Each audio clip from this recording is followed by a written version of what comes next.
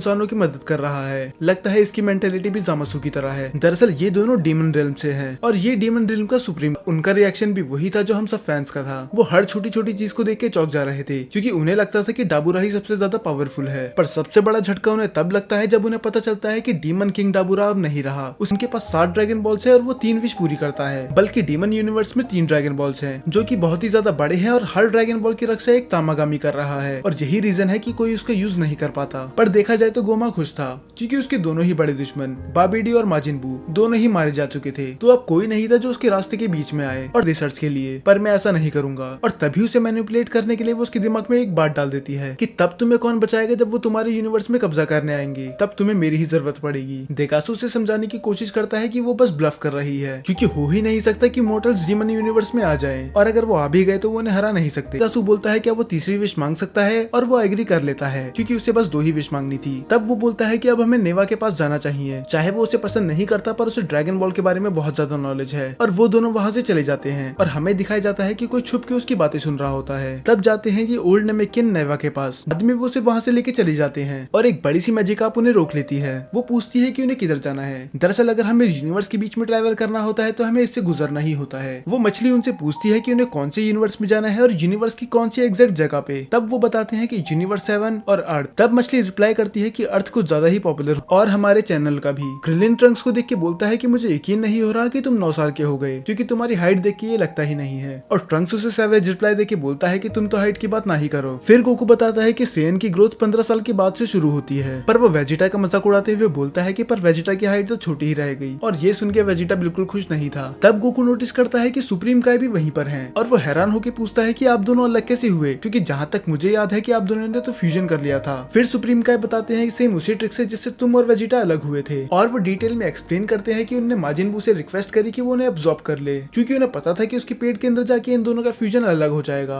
और वैसा ही हुआ। अब 10 लोगों का खाना खाने के बाद गोकू को कुछ तूफानी करना था और वो वेजिटा से बोलता है कि तुम एक मैच के लिए तैयार हो। और गोकू वेजिटा से फाइट के लिए पूछे और वेजिटा मना कर दे ऐसा कभी हो सकता है। और दूसरी तरफ हमें दिखाया जाता है कि गोमा लुकआउट में पहुंच चुका है और यहाँ हमें रिवील करी जाती है ड्रैगन बॉल जी की एक और मिस्ट्री। गोमा डेंडे को बताता है कि उसके एंसेस्टर्स भी डीमन रिल्म से हैं। तो इसका मतलब पिक्लो और बाकी जितने भी नमेकिन हैं वो डीमन रिल्म से हैं और शायद जिन लोगों को भी माजिन बू ने हराया है उनको और उनके सभी दोस्तों को बच्चा बना दिया जाए। तब शैनरॉन पूछता है कि उन्हें कितना छोटा करना है। तब गोवा रिप्लाई करता है फर्स्ट क्लास के बच्चों जितना। और शैनरॉन उससे फिर से पूछता है कि जो पहले से बच्चे हैं उनका क्या करना है। फिर वो जब एक एक करके सभी जी फाइटर्स बच्चे बन जाते हैं और ये एपिसोड यहीं पर खत्म हो जाता है।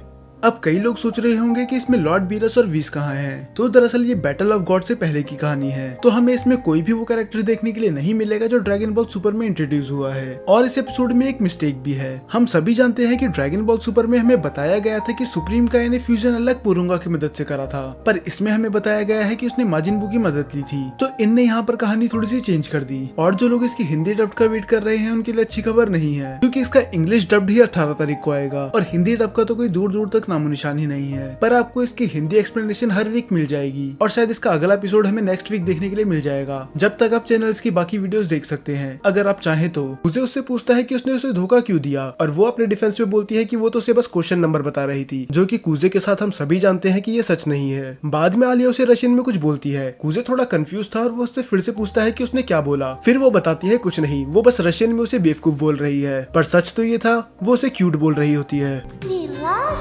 और उससे भी बड़ा ट्विस्ट ये था कि कूजे को रशियन आती है। उसे हर एक वो वर्ड समझ में आ रहा था जो आलिया बोल रही थी। वो सोचता है कि उसे आलिया को बता देना चाहिए कि उसे रशियन आती है, पर ये बात उसे भी पता थी कि अगर उसने ऐसा करा तो वो शर्म के मारे बेहोश हो जाएगी। तो वो डिसाइड करता है कि वो इसे सीक्रेट ही रखेगा। फिर हमें दिखाया जाता है कि एक रिवॉर्ड जीतने के लिए कूजे कुछ फोन में कर रहा होता है और वो उसके फोन में देखती है मून गॉडेस को जिसके बाल सिल्वर थे। कूजे से बताता है कि ये जीतने के लिए उसने बहुत ज्यादा मेहनत करी है क्योंकि उसे मून गॉडेस बहुत ज्यादा पसंद है। फिर आलिया उसको उसका फोन वापस कर देती है और रशियन में बोलती है कि मेरे बाल भी तो सिल्वर है तो तुम मुझे पसंद क्यों नहीं करते।